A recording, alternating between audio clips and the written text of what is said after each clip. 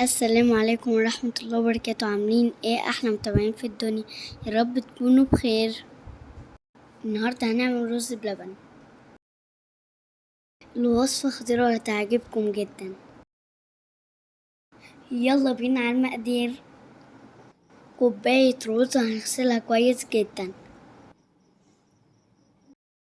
هنحط الرز في الحلة. هنضيف عليهم 5 كوبايات مية.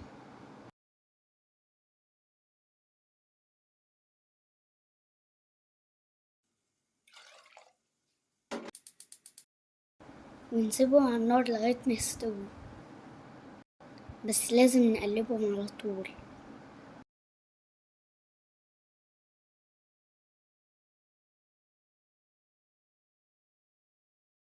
وأول ما نلاقي الرز استوى كويس نضيف عليهم لتر حليب.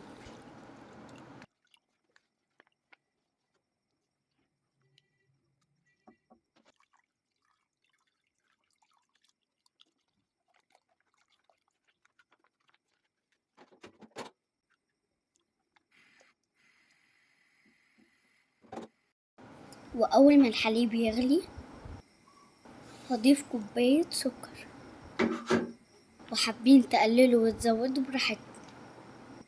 بس كده السكر مظبوط جدا.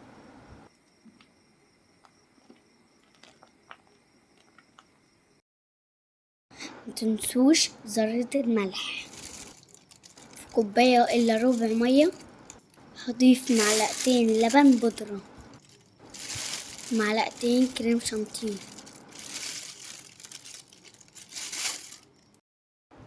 ومعلقتين نشا، وأقلب الخليط ده كويس.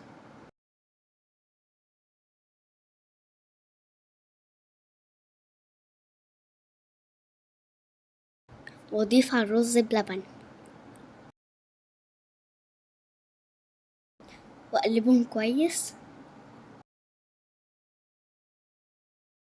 وبعدين هنضيف الفانيليا. لما الخليط غلى طفيت النار. دلوقتي هنصبه في الأطباق.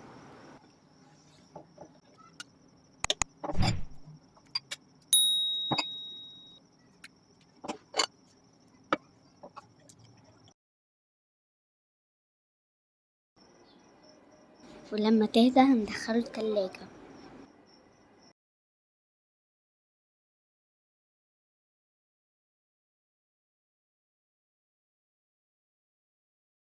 ده شكله بعد ما خرج من التلاجة. ممكن تحط جوز هند أو مكسرات أو زبيب.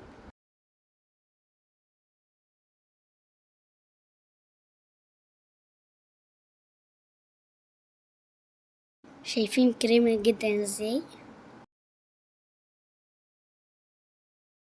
متنسوش اللايك والاشتراك في القناة، واستنوني في وصفة جديدة، والسلام عليكم ورحمة الله وبركاته.